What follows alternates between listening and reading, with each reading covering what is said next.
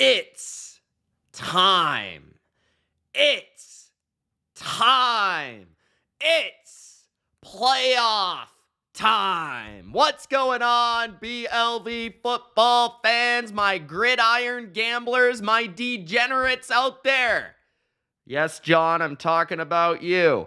It's Mitch, back with another week of NFL picks versus the spread and straight up. I am going to give you the spoilers for Super Wild Card Weekend. So don't blame me when all of this stuff comes true. Gronk, spike the like button. Let me know how you're doing. Let me know how you're feeling. And let me know if you're excited for some playoff football, because boy, oh boy, I'm excited for some playoff football. I can't wait to watch these games. I can't wait to bet these games. I can't wait to watch these games again. I can't wait for divisional round. I can't wait to find the most obscure prop possible so that I can bet some sort of over on the third string tight end over receiving yards. I can't wait. Let's go. It's playoff time. It's the BLV. The content only gets better. I hope you guys have been checking out my stuff over on Bleacher Report on the BR app. If you haven't already, check that out. Go check that out, guys. I have pretty much done a video every single day of the week on Bleacher Report. I'll be live on Bleacher Report on Thursday. I'll be live on Bleacher Report on Friday. So I hope you guys check out the BR content. We actually had a lot of fun doing the top 10 offenses of the past decade, which was really fun. I haven't done a video like that on YouTube or anything in a long time. So going back and looking at some of those offenses was great. And comparing it to the offense this year that we've seen, just makes me a little sad. But yeah, let's have some fun. Let's have some fun, all right? And let me know in the comments if you're watching this after the fact, who you're picking this week. And as I go along, make sure to play along. Let me know who you're taking against the spread. Let me know who you're taking straight up. And before we get started, let's hit the DJ horn. And let's say hello to the people. What's up, Big Al? What's up, Sing? How you doing, Cassie? Jeremy's in the chat. Christopher is in the chat. He says, I love playoff season, especially when my team has a chance in the dance. We've got some name I can't pronounce, and I apologize. Entertainment. Acer. I'll just call him Acer Entertainment. He says, let's cash. Leonard says, make it rain, ATS winners. Let's go, Leonard. CN Tower is in the chat. Daniel Barry, of course. Caesar is in the chat. My opinion says, let's get that money. What's up, man? Gabe wants to know how I did last week. He wants to know what my record was. He wants to know what happened in week 18. We'll get to that shortly. Make sure to share this with your friends. Make sure to Gronk spike the like button. And make sure to let me know who you think's going to win. Also, let me know which matchup you're most interested in. I'd like to hear from you guys. Which game do you think is the most interesting overall for all of the wild card matchups this week? Let's just begin with one thing. On the AFC side of the thing, I feel like we're going to see some defense this year in the playoffs. And on the NFC side, I feel like we're going to see some offense. I think when you go into each one of these matchups in AFC and NFC playoffs, I think in the AFC, you're dealing with a lot of weather games. You're dealing with Kansas City this week being super cold. You're dealing with, of course, Buffalo that could see snow. And you need to be able to properly account for that. And then in the Texans game, of course, you're handicapping the best defense in the NFL versus a rookie quarterback. So in all three of those AFC matchups, you're either dealing with good defense or a lot of weather that could impact the score. On the NFC side, I would argue that pretty much all of the teams have a better offense than they do a defense. Whether you're talking about the Cowboys, the Lions, the Rams, the Packers, you can pretty much go up and down the list. Maybe the only team playing this week in the NFC that has a better defense than offense is Tampa Bay. Maybe. And that's even debatable. So just something to think about. Expect points in the NFC matchups. Expect defense in the AFC matchups. Let's take a look at how I did last week. So last week, we did well straight up. We did even better against the spread, finished strong in the regular season. And over-unders, we went above 500. So straight up, once again, 10-6. Unfortunately, we couldn't hit till 11-5, but 10-6, I'll take it. I made the playoffs. Straight up, finishing the regular season 174-98. Didn't even hit 100 losses on the season. Spread record, we did go 11-5 versus the spread this week. 150, 114-8. Over-unders, we went 9-7, 146, 121-3. Let me know how you did in week 18, but pretty good week 18. Week 18 is always tricky, so I'm glad that we were able to go above 500 on each one of those picks. And for the best bets, the Buffalo Bills pushed us to 3-2 on the week. So once again, another 60%, which is what we're shooting for. All right, let's begin with the first matchup. And Cassie says she did way better than me, apparently, although there's no evidence of that. Okay, the Cleveland Browns at the Houston Texans is our first matchup. Cleveland favored on the road, -2.5. Close to a field goal. You might be able to find a 3 around there somewhere if you do like the home dog. Let's take a look at how these two teams stack up. In terms of DVOA, 12th for the Texans, 8th for the Browns. Offensively, the Texans have been above average offense, 14th compared to 28th, although the Browns have been hitting their stride on offense under Joe Flacco. 16th defensively for the Texans, and there is the key figure, first for the Cleveland Browns defensively. Point differential, pretty similar. So these two teams are pretty even overall, and the Texans at home, rookie quarterback. Now, the one thing I will say about having a rookie quarterback in the playoffs is you typically want to fade a rookie quarterback playing their first ever game. Typically, that doesn't fare very well. Now, I think one thing you have to think about is that CJ Stroud basically played a playoff game last week.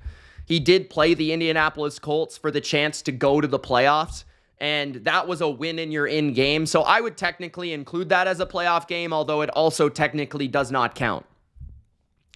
But I'm going to pick the Browns here, and the reason I'm actually going to pick the Browns to win and to cover is because I don't fade Joe Flacco in the playoffs. I've learned my lesson. I also just like the way the Browns match up with the Texans in terms of the Texans offense playing the Browns defense. I think that the Browns defensively play a lot of man coverage. And as we've seen this year, that is what the Texans struggle with. And the reason they struggle with man coverage is because they don't have all their weapons. Noah Brown is beat up. Robert Woods is beat up. They may play, they may not play. But either way, they're not the best man coverage beating receivers. Because oftentimes what gets Noah Brown open and what gets Robert Woods open is the scheme against zone coverage. Route running is not, quickness, speed. That's no longer Robert Woods' forte. And Noah Brown is more of a feeler of zone and figuring out how to get open against zone coverages. The only guy that really can operate and win against man is Nico Collins. And fortunately for the Cleveland Browns, they have Denzel Ward.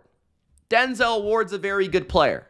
The Browns have very good corners, and the Browns will play aggressive man coverage, and I'm sure they'll have a multitude of ways to cook up young CJ Stroud and pressure him up the middle of the pocket.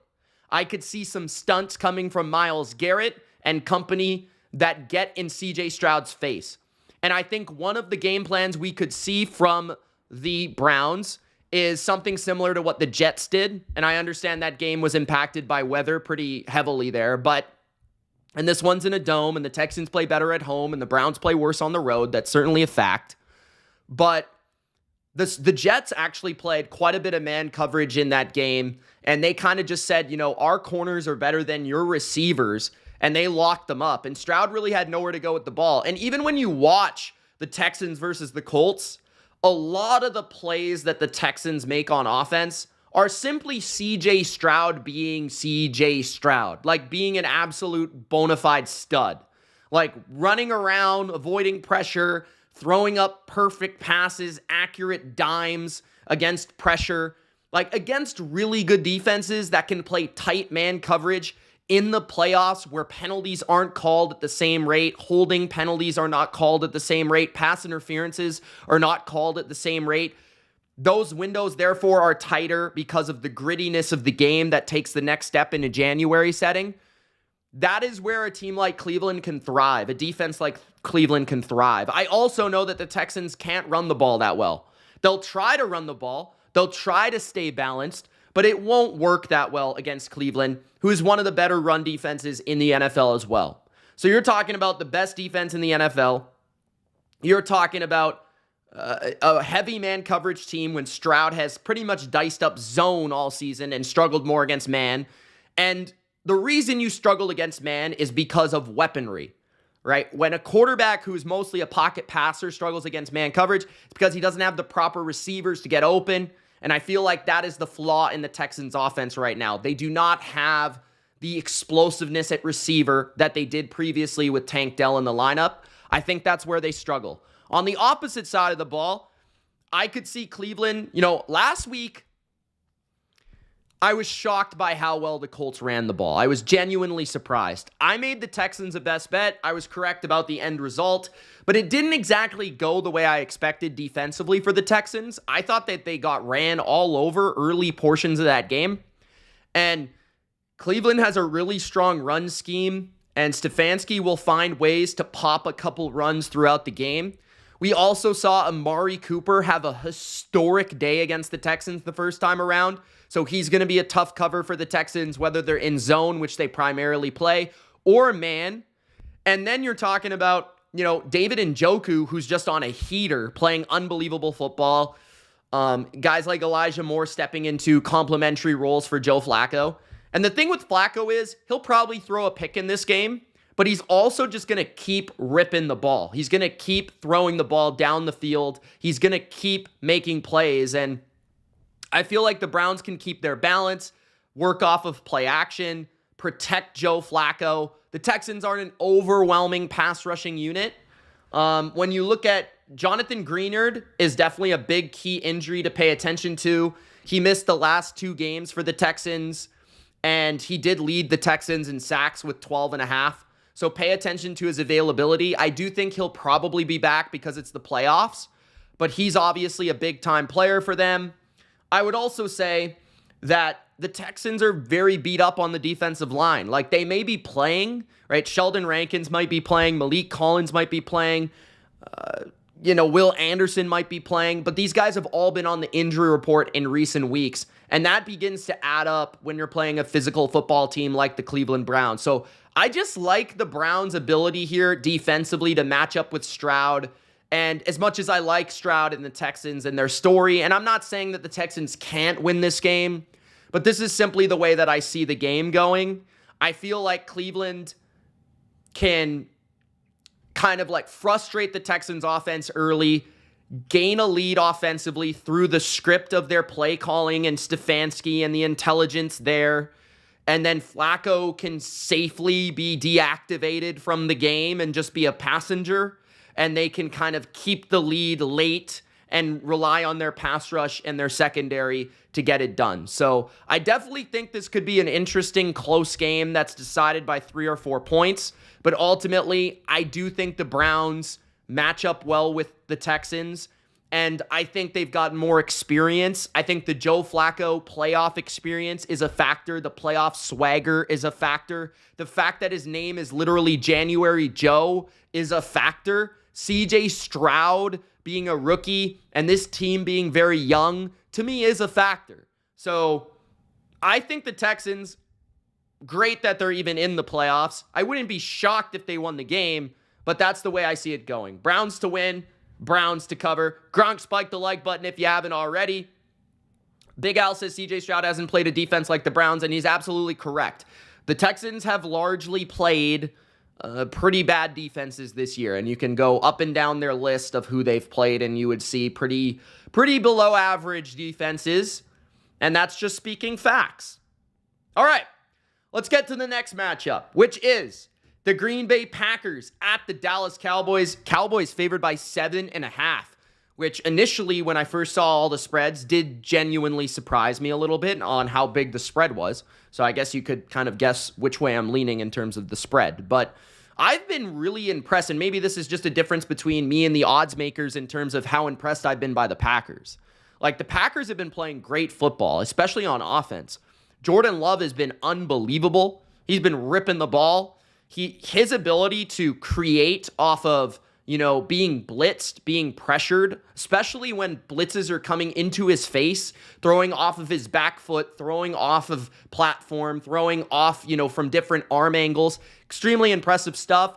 I think that the receiving core has continued to gain confidence, especially Jaden Reed and Wicks. And I think that LaFleur is really dialed in from a play calling standpoint. Aaron Jones has looked super explosive against a really good run defense in Chicago at home last week. And that is a key factor to this game. If the Packers want to win this game, they need to run the ball. And Aaron Jones being healthy certainly helps. Christian Watson could also be back for the first time in weeks. And we saw him break out last year against this very Dallas Cowboys team with 3 touchdowns. So watch out for him if he does get in the lineup. I think Luke Musgrave could also be in there as well to give them a full complement of weapons for the Packers. So the Packers offense is just really explosive, really fun, and really good. Like, this is a top 10 offense in the NFL. Now, defensively, it's a different story. Packers defense is pretty shit, and I'm just going to be honest with you. But they do have a pretty good pass rush led by Kenny Clark and Rashawn Gary. And they do have Jair Alexander, who at his best can play pretty good one-on-one coverage. But Joe Barry is a wild card. What will he bring to the table game plan-wise? What will he bring to the table in terms of his down-to-down decision-making? Something in my eye. The Dallas Cowboys, the Green Bay Packers. Let's take a look at what the numbers say between these two teams. So you've got the Packers with 13th in overall DVOA. Cowboys 4th.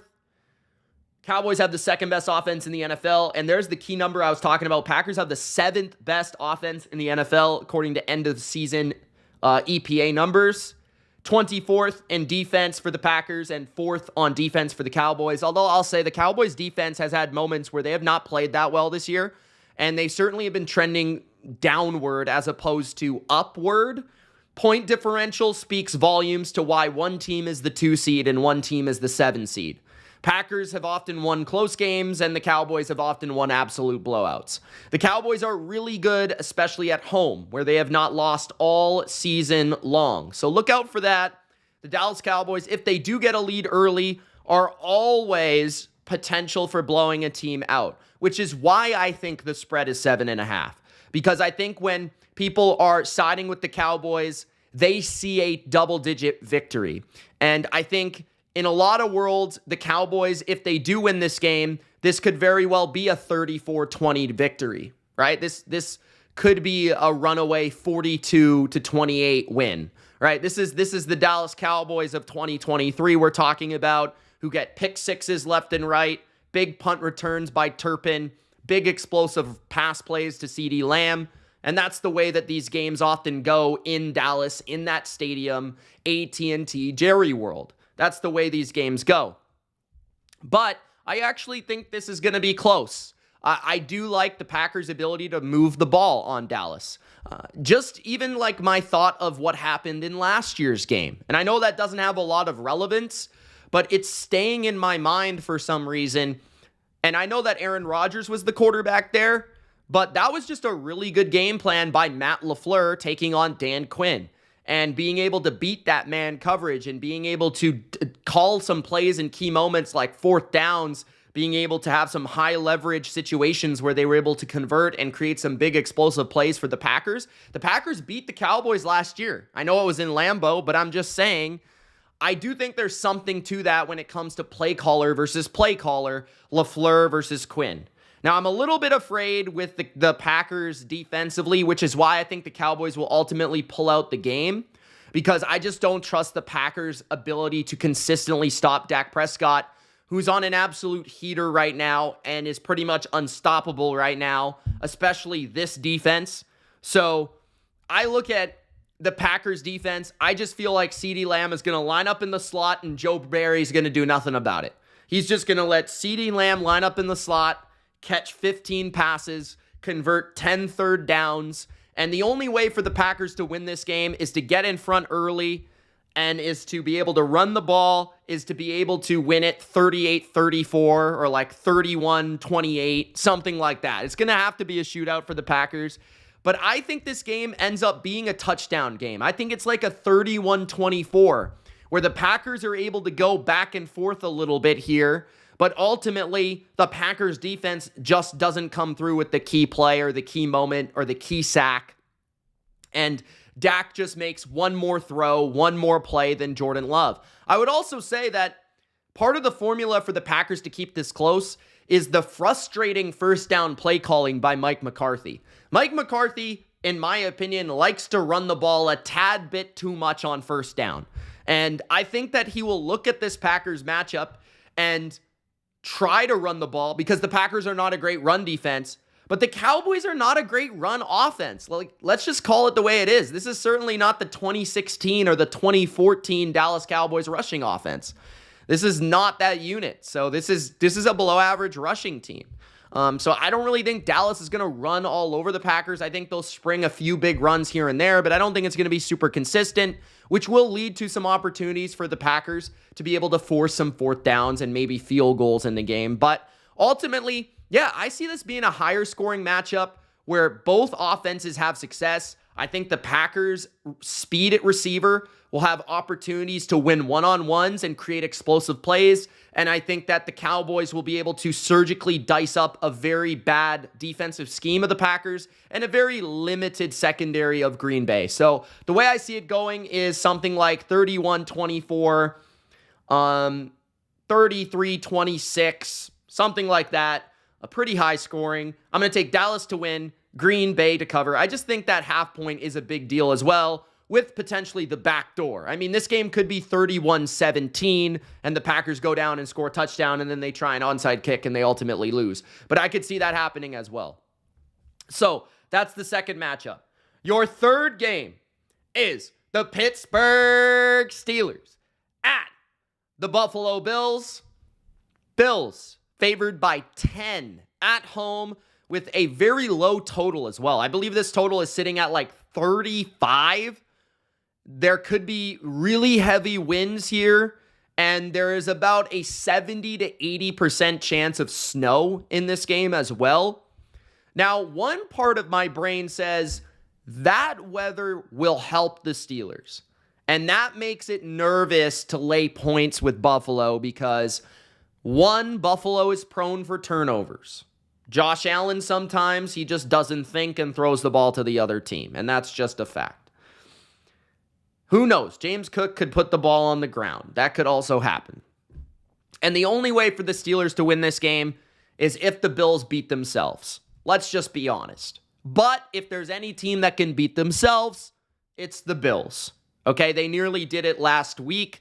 Now, they were able to overcome it, but they did it last week. At the same time, if this game is very windy and this game is snowy, if there's a quarterback I want in that environment right now in the NFL, it might just be Josh Allen, especially when the competition is Mason Rudolph, right?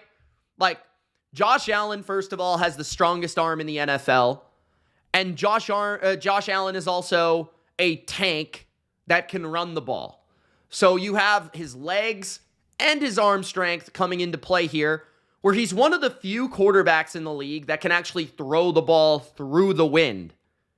at a decent level. I'm not saying he's going to be able to dice up the Steelers, but in a game where one team can pass and the other can't, the Bills just might be able to win that type of game, right? And be able to blow the Steelers out, which makes this handicap really difficult. Because if the wind is in such a manner where the Steelers, like, they can't even execute a pass, and then Josh Allen is, like, ripping the ball for 6-yard completions through the wind, then the Bills might run away with the game. And then they're designing runs for Josh Allen and James Cook and all that stuff in the read option and the quarterback run game, especially without TJ Watt in the game. That is critical because TJ Watt, I mean, it's clear as day. Like, you look at the record without TJ Watt that the Steelers have, it's abysmal. You look at the defensive performance against the run, especially without TJ Watt, it's abysmal. The Bills have been a much better running team this year and as of late than they've been in the past. And without TJ Watt, they might be able to lean more into the run game, especially in this type of weather. So that's something to talk about. And then on the other side of the ball, whether there's snow or no snow, I don't know how the Steelers score more than 14 points. Like, the Buffalo Bills defense is legitimately pretty good. They're especially really good right now in their coverages. I feel like their coverages have been extremely sound and on point. Like, I think McDermott might be doing his best job he's ever done in terms of his confusing quarterbacks in the last few weeks, in terms of kind of scouting an opponent and playing those zone coverages in the perfect places. He's making Tua get off his first read, which, if you've watched Miami, is extremely rare. So if he can do that to Miami, McDaniel, Tyreek Hill, and Tua, what is he going to do to this Steeler scheme and Mason Rudolph? Like, so I could see that leading to 1 or 2 interceptions, tipped balls. Buffalo does have a very good defensive line that's able to both get pressure and stop the run at a pretty effective rate. And they have a lot of veterans that have been really good in the playoffs, very effective in the playoffs, and I think they have a lot of experience in the playoffs. You know, Micah Hyde, Jordan Poyer, guys like Daquan Jones up front, you know, like just a lot of guys across their roster, offensively, defensively, Deion Dawkins, Mitch Morse, that have been in the playoffs. And, you know, these Steelers have not won a playoff game since 2016. You know, none of these Steelers players, except for maybe Cam Hayward, have won a playoff game. Not even TJ Watt, who's not even playing in the game, have won a playoff game. So, Landon Roberts as a Patriot. But as a Pittsburgh Steeler, you know, it's few and far between. I think Josh Allen can run it a bit. I think Josh Allen's ability to scramble will stress the Steelers' secondary. I do feel like Stephon Diggs is a tricky matchup for somebody like Joey Porter, who is a bigger, longer corner, and Diggs is a shifty, quick, kind of like route running type of receiver. I also feel like Shakir could have a decent day in the slot, and these tight ends will operate against slow middle of the field defenders, I think, pretty effectively.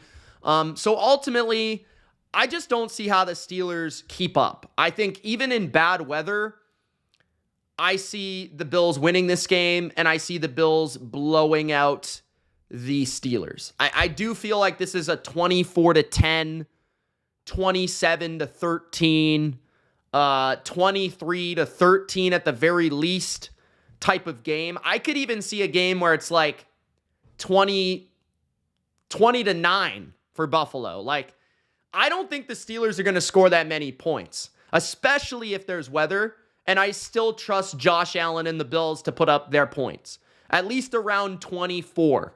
So, especially without TJ Watt. So, give me the Bills -10 and give me Buffalo to win the game.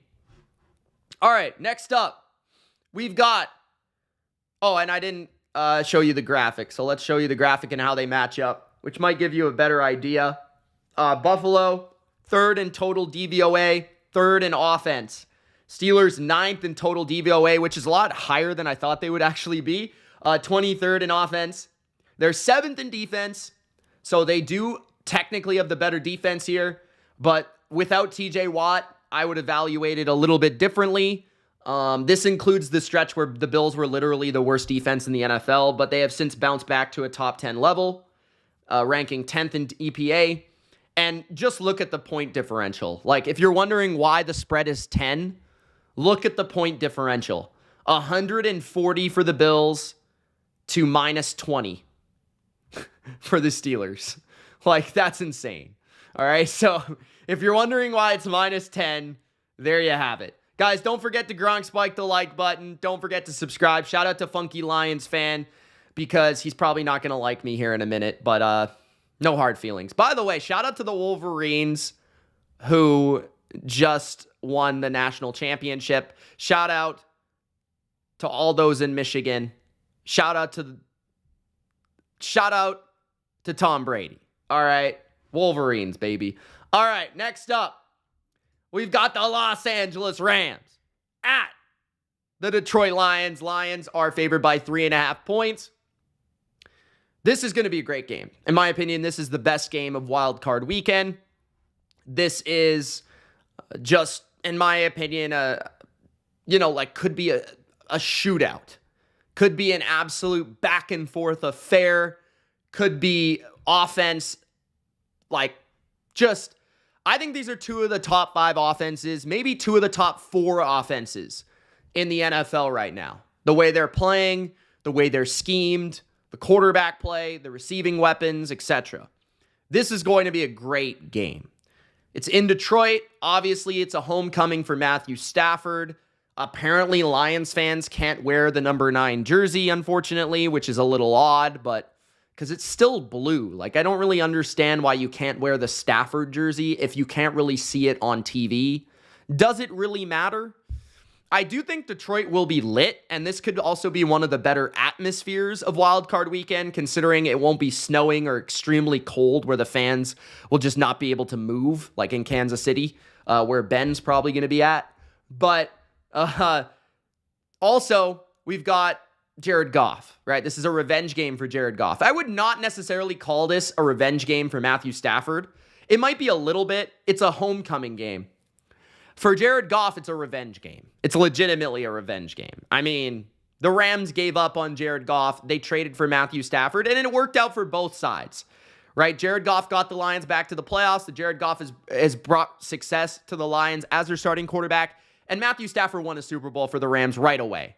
So it was a win-win trade, and that will be the center storyline for this game.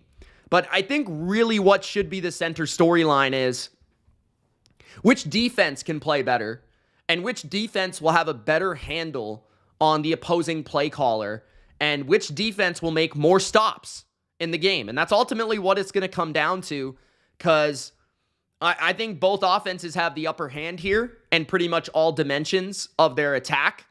When we compare the two teams, they're pretty similar.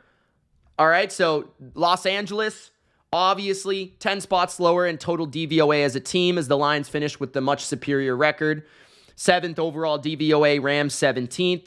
Rams are on a heater right now, though. I think they've won 5 of their last 6 games. Offensively, they're both ranked inside the top 10 in EPA. Defensively, the Rams are slightly better at 18th compared to the Lions at 20th. And point differential, the Lions were better at plus 66, 40 points better than the Rams at plus 26. And as I've been saying, though, the Rams have been a much better team as of late. The Lions have been pretty much the same team all year. I wouldn't really say they've had any ups or downs. They've pretty much been a good team. Not a great team, but a good team all year long, right? So talking about first the Lions offense versus the Rams defense, I think that the one thing I am going to be intrigued by is how does the loss of Laporta impact the Lions offense? Because I don't think people appreciate how much the rookie tight end has done for this Lions offense.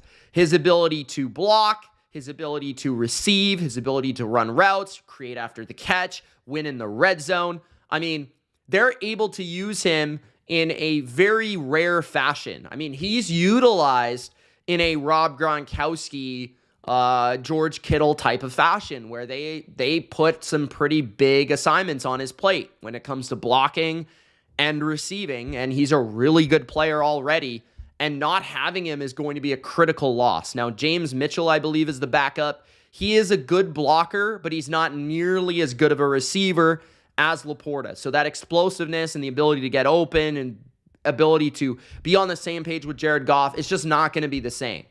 Now, Amon-Ra St. Brown, I do think is going to have a huge game here. I don't really see anyone with the Rams that can really match up with him nor cover him. I do feel like the Rams are going to run a lot of zone coverages here and probably play the, pretty soft and kind of try to win in the red zone and probably try to win on third down. They will blitz every now and again on third downs to kind of rattle Jared Goff, and that's something that I do think is going to be interesting, is to see how Jared Goff responds to a coaching staff that will know him very well, right? This is not like, I think the Rams have the advantage in terms of understanding Jared Goff, when I don't think the Lions quite understand Stafford, because this is a different coaching staff. They didn't coach Stafford. So I think there's a big difference in terms of that. I do think that McVay will have some things to give to Raheem Morris and say, like, well, when we did this with Goff, he didn't really like this. This kind of made him uncomfortable, this sort of thing. So that's interesting from a game plan perspective and from a play calling perspective. When looking at the receiving core, the Lions are a bit beat up. Jamison Williams should be back for this game. He's going to have to be important because it looks like maybe Khalif Raymond might not suit up, who is a complementary weapon for them. I do think Josh Reynolds could have a pretty good day as well. And then I think there's one more. Hold on. I wrote this down. Was there one more receiver that was injured? I know, obviously, Laporta. Laporta and Raymond are the guys to maybe look out. They might not play. Jamison Williams, I think, will be back. Tyler Higbee, I think, will be in the game this week for the Rams, but he's not been like a crucial aspect of the offense either way. I do think he helps the Rams, but he's not like a do or die. The only other really key injury is Jordan Fuller, the safety of the Rams, who's a decent player. I do think that the Rams are a good run defense. I think both of these defenses are better against the run than they are the pass. And I think that is more influential to stopping the Lions than it is the Rams. But both teams are similar, and Ben Johnson and Sean McVay are similar in the fact that they at their heart want to run the ball. Kieran Williams, David Montgomery, Jahmyr Gibbs. These guys are big aspects of the running game. I do think overall the Lions will still be able to get yards on the ground because their offensive line is so good. But at the same time, I do think the Rams are going to give them a tough time to move the ball because of Aaron Donald. I think some really underrated players up front for the Rams. They've got a very underrated linebacker in Ernest Jones, who's a really good player to look out for. So I think that this game is going to come down to which offense can be better in the drop back passing setting. Like I said, I do think the Lions will run the ball a bit better than the Rams, but I don't think the Lions are going to run over the Rams. I think the Rams can hold their own in the running game. They're not the Broncos. Okay, so when looking at the drop back passing situations, I think the Rams are a better team. I think the Rams have matchups all across the field with Cooper Kupp and Puka Nacua, who's arguably the best combination of receivers in the NFL, not named Tyreek Hill and Jalen Waddle. I mean, Nacua is an absolute stud, and Cooper Kupp is a playoff phenom and one of the best receivers in the NFL. And Stafford is better than Goff. And Stafford has played amazing football as of late. He's been just unbelievable, making some of these throws and passes, and Lions fans know him well. I don't think the Rams will be fazed by the atmosphere. They're an experienced playoff team. They are a team that's won a championship. They've got champions across their roster. Their coaching staff are champions. And really, when it comes down to it, I trust Stafford more than I trust Goff. I trust the weapons of the Rams more than I trust the Lions' weapons. Although I like the Lions' weapons, I think Laporta being out is critical. And I do like the overall coaching staff of the Rams more than I like the Lions. I like McVay a lot more than I like Dan Campbell, and you guys know that. I could see Dan Campbell making a critical error on fourth down, going for it when he shouldn't, faking a punt when he shouldn't. I could very well see that happening. And then on the other side, as much as he's getting interviews, I think Raheem Morris is a better defensive coordinator than Aaron Glenn. So I like the Rams here. I think they're really prime for an upset of the Lions. Would I be shocked if the Lions won? No. I think this ultimately, either way, is a field goal game. This is a 30-27, 31-28, 34-31 written all over it. So at the very least, I like 3 in the hook with the Rams. But the Rams, I'm going to pick to win straight up because I just think that the Rams match up well with the Lions. I think that they can throw it on the Lions. I think they'll run it a little bit. And I think their defense can hold up. And I think they've got a very smart defensive coordinator who knows what he's doing in the playoffs. So, yeah, I mean, this isn't trying to hate on the Lions or anything like that. So don't take it that way because I know Lions fans are watching me right now. This is just what I see in the game. I think Stafford goes to Detroit. I think Stafford puts on a show, and I think he outduels Jared Goff in the fourth quarter to win the game. So give me the Rams to upset the Lions, 34-31. All right, let's move to the Kansas City Chiefs and the Miami Dolphins. Gronk spiked the like button, guys, and let's keep it rolling. Don't forget to subscribe if you haven't already. Okay, wrong graphic. Miami Dolphins at the Kansas City Chiefs. Chiefs favored by 4.5 at home in the blistering, that's what they call it, right? The blistering cold of Kansas City. I was going to say Arrowhead, but are they still allowed to say that? Are we still allowed to say Arrowhead? You know what? I don't really care. If there was ever a time I wanted the Chiefs to win a football game, it might be this week, because if there's a team that I absolutely love to troll as much as the Chiefs, it's the Miami Dolphins. Miami Dolphins. Miami Dolphins. We can't win a big game. We got Tua, turn the ball over. Going to Kansas City and taking on Patty Mahomeboy and Taylor Swift. So, the ultimate handicap of this game is the fact that the NFL will not allow Taylor Swift to be eliminated in the first round. That's all I got to say about this game. I don't have to say anything other than that. Taylor Swift will not be eliminated. Too many ratings to pass up in future playoff matchups. There is no chance that the NFL does not rig this game with 4 pass interferences on third down for the Chiefs to get a first down that turns into points. So the Chiefs ultimately are going to win this game. No, but I'm being a dick. I do think the Chiefs will win. I will say, though, I think a lot of people are giving the Chiefs too much credit right now, and I think too many people are counting the Dolphins out. I don't think this game is going to be a blowout. A lot of people, you would be surprised. I mean, almost every damn show I've heard this week, the Chiefs are going to win by 1 million because it's cold. Can we have any other analysis than it's cold outside? I understand Miami's from Miami. I understand South Beach is pretty and hot and warm and the beach is nice and comfy. And Miami's not good on the road and this and that, and they're beat up and they're injured. But like, what makes us say that the Kansas City Chiefs are going to score any points to make this a blowout? I mean, what football are we watching right now when we're watching Kansas City? I mean, they can't score. I mean, this team lost to the Raiders. Are we serious? They lost to the Raiders at home. So just relax on like the Kansas City Chiefs are guaranteed to kick the crap out of the Miami Dolphins. I'm actually going to give Miami a little bit of credit and saying a few things here. Okay? So first of all, for Miami, because I think a lot of people are making a lot of the injuries, which is understandable. It looks like Raheem Mostert is going to play. It looks like Jalen Waddle is going to play. And it looks like Teron Armstead, although did not practice, is probably going to find a way to play. And Waddle and Mostert did practice on Wednesday. And when you look at the edge rushers, a lot of people making a big deal of the edge rushers as well, with Jalen Phillips and Bradley Chubb out. I still like the edge rushers in Miami. Andrew Van Ginkel's out as well. But, so that's 3 down. Melvin Ingram looked good against the Bills, if you watch the game.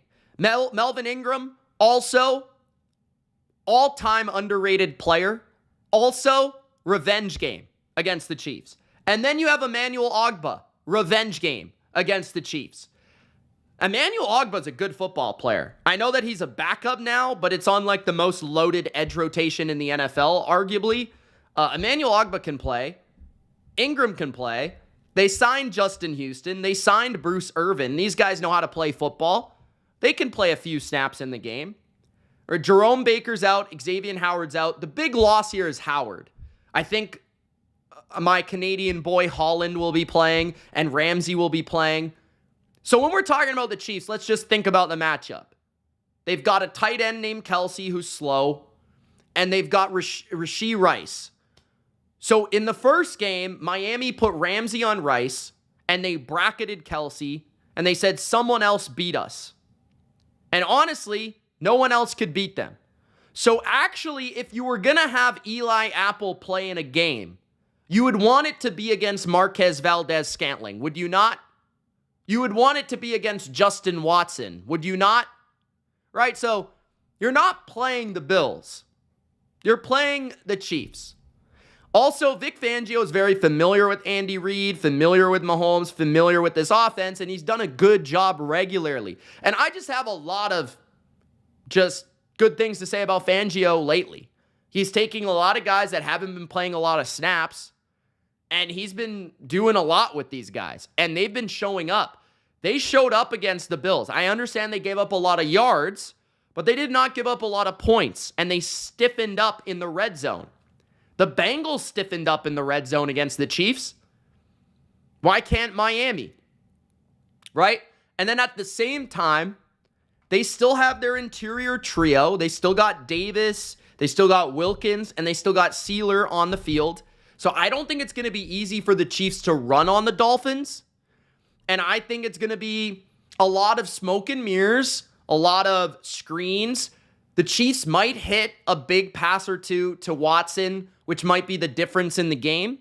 Ultimately, the reason I'm picking Kansas City really has nothing to do with X's and O's. It really doesn't have anything to do with personnel. It has to do with the fact that Mahomes in the playoffs over Tua, without even a question. There's no friggin' chance that this guy right here is going to take Tua turn the ball over in a playoff game. And then secondly, I'm not taking Miami because they've proven nothing to me against any good teams, especially on the road this year. And then third, the weather. Those are the factors I'm taking the Chiefs. It has nothing to do with the Chiefs. It has everything to do with Miami or the weather and the setting. Nothing to do with the Chiefs. Yes, the Chiefs have a good defense. Yes, the Chiefs did a good job against Miami in the first matchup. I think the Chiefs defense will show up again. Spags shows up in the playoffs. I think they'll get a good pass rush from Chris Jones up the middle in third down situations. I think that they'll play creative coverages. They'll blitz occasionally. And I think Tyreek Hill's a little bit beat up. I don't think that many people are taking into account that Tyreek is not quite 100%. McDuffie and Snead can match up there. And I will say, though, Miami can run the ball. And Kansas City is bad against the run. So if Miami does win this game, you better believe it's because they ran the ball well. I will say that. So, yeah, it's going to be cold. But do I have enough respect for the Chiefs' offense to lay 4.5 against a decent team? No. So give me 4.5 with the Dolphins, but I'm going to take the Chiefs to win the game. That's how I see it. Looking at the stats, 5th in DVOA versus 6th in DVOA. 10th in offense for the Chiefs versus 4th in offense for the Dolphins. 6th in EPA defensively for the Chiefs versus 15th for the Dolphins. Plus 76 point differential for the Chiefs versus 105 point differential for the Dolphins. And last thing that needs to be said is I think by people saying that, this will be a blowout, I think that's a little bit... it's a little bit disrespectful to Miami's coaching staff. I understand the Chiefs have a great coaching staff, but Miami has a great coaching staff too. So I just want to point that out. Shout out Wes Welker. All right, let's move on to the next game. And the final game of Wild Card Weekend. Yeah, can't believe we're already here. All right. The Philadelphia Eagles take on the Tampa Bay Buccaneers. Don't forget to Tampa. Grunk, spike that like button if you're enjoying my wild card breakdown. Tampa Bay gets 3 at home versus arguably the worst football team in the NFL right now, the Philadelphia Eagles. The Philadelphia Eagles were once upon a time the number 1 seed in the NFC. And now they stink. So what Eagles will show up? Which Eagles will show up? The one that was really, for a lot of people, the best team in the NFL in about week 10? Or the team that we saw get blown out by the New York G-Men last week and lose to Call of Duty Kyler on the last play of the game? The Tampa Bay Buccaneers scored 9 points, but they did win 9-0 over Bryce Young, the first overall pick of the NFL draft, who never should have been picked first overall. And Tampa is winning gritty football games as of late. They have not looked good, but most of their games have been gritty. They did lose to the Saints pretty comfortably in that game at home, which is something to take into account. These are the 2 worst teams, arguably, other than maybe the Steelers, that are playing this weekend.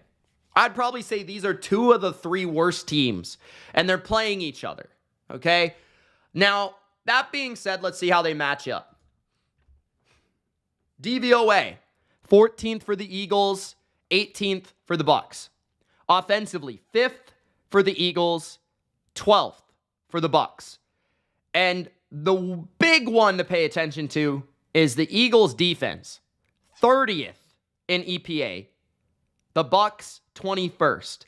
Actually, Tampa has a better point differential than the Eagles. Guys, that is real. The Bucs point differential is better than the Eagles. They have been sliding. And even Big Al, 24-20 Buccaneers, he says. Bucs cover. My birds need to clean things up in the offseason. And the Eagles are favored on the road. I'm going to do it. I don't have a lot of confidence in this, so don't take it to the bank. But there's a lot of factors I like about the Bucs in this game. 1, they're playing at home. The Eagles are away. 2, Baker Mayfield as an underdog. Always better than when he's a favorite. Always better when he's counted out. People think he's hurt right now. People think he's not playing as well right now. Baker always steps it up. Baker will get his team fired up. 3rd, Tampa has a lot of championship pedigree and heart on their team. Levante David, Mike Evans, Chris Godwin, Antoine Winfield, Vita Vea, Shaq Barrett. Rest in peace to his daughter. Devin White, Tristan Wirfs, Todd Bowles, etc. A lot of champions on that team. So they've got championship pedigree. They will not be intimidated. Todd Bowles' scheme perfectly matches up with Jalen Hurts. Jalen Hurts is not good against the blitz. And Jalen Hurts, Todd Bowles will be able to contain his running game. And the Bucs have always been good against the run. I can't see the Bucs being pushed around in this game. I would be genuinely surprised if the Eagles went to Tampa and pushed the Bucs around. I'd be surprised. Okay? I think that Hurts is going to have to make throws down the field against the blitz, rolling to his right or his left. And I think there's the formula there for Tampa Bay to spoil the day for an offense in Philadelphia that is far too simple, far too predictable, And one that has the 5 moves of doom, I've called it. They are the John Cena of the NFL. 5 moves of doom. They got the inside zone, the tush push, the quick slant off RPO, screen. They got 5 plays, brother. And this is why I like the Bucs. If Baker is healthy, the Bucs will move the ball on the Eagles defense, which is utter trash. The Eagles defense can't stop anybody. So you've got Mike Evans, who owns Darius Slay even when Darius Slay was good.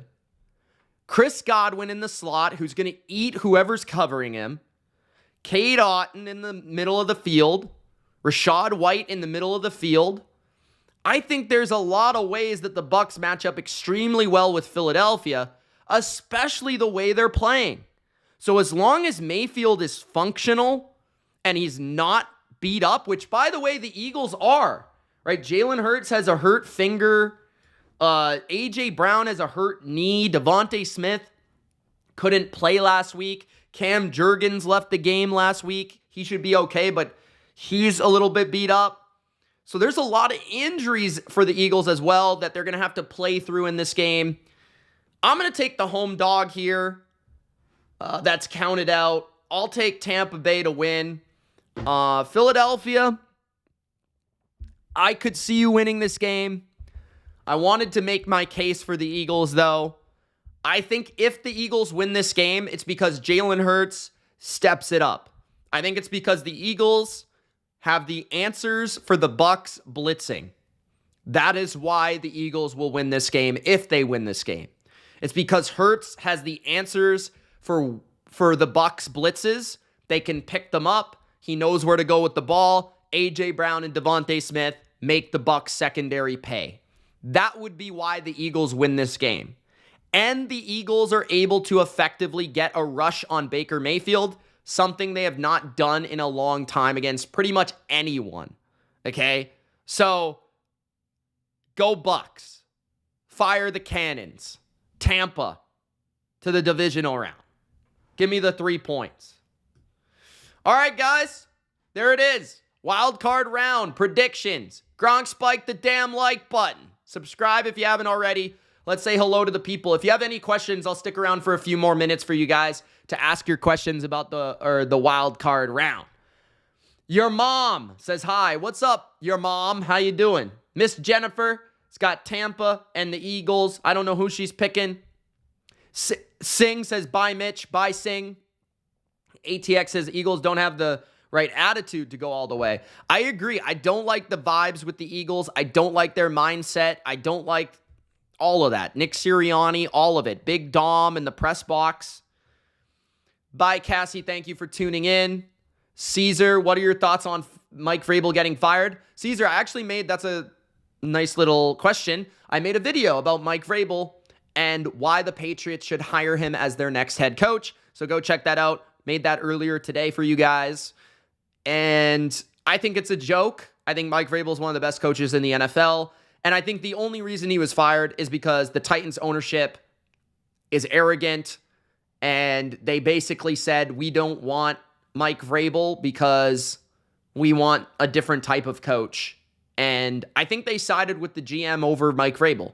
I think that from a culture perspective, they didn't see eye to eye and it wasn't going to work. I think it had less to do with Mike Vrabel, the coach, and more to do with the Titans being a bunch of idiots, honestly. What You Wish says, Antoine Winfield, baby, Super Bowl bound as well. Yes, sir. You Wish, thanks for tuning in, man. Thank you for coming back to the channel. Marcus Hanna, back. What's up, Marcus? How you doing, man? Big Al says, I love the breakdown there, Mitch. Well said, my brother. Thank you, Big Al. You would argue that the Titans want to rebuild completely. That might be right. Thank you to Rocky, who's tuned in. Shout out to Rocky Balboa. Yo, Adrian. Say hi to Adrian for me. Say hi to Link. Claire says, Bucks gonna win. Shout out to Claire, my favorite teacher. Monster is in the chat. Rance is in the chat. Shout out to Marcus, Funky Lions fans. Hopefully I don't get 1,000 Lions fans messaging me why I picked the Rams and all that stuff.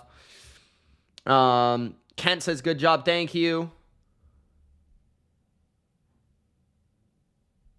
It's okay, Caesar. Don't worry about it, man. All right, guys. Well, thanks for tuning in. Appreciate everybody, and we'll see you soon. In terms of best bets and stuff like that, I think I'm actually going to make a video for each game instead of doing best bets, which I might still do, but it will probably come out tomorrow. I am likely going to do a video for all of you out there. I'm going to do each game, and I'm going to do how to bet blank. So how to bet Bills and Steelers. And then I'll give you my pick for the spread, the total, and a prop that I like in the game. And I'm going to do that for each game. And those will come out on Thursday and Friday for you guys. So make sure to check that out. All right. See you later. Peace.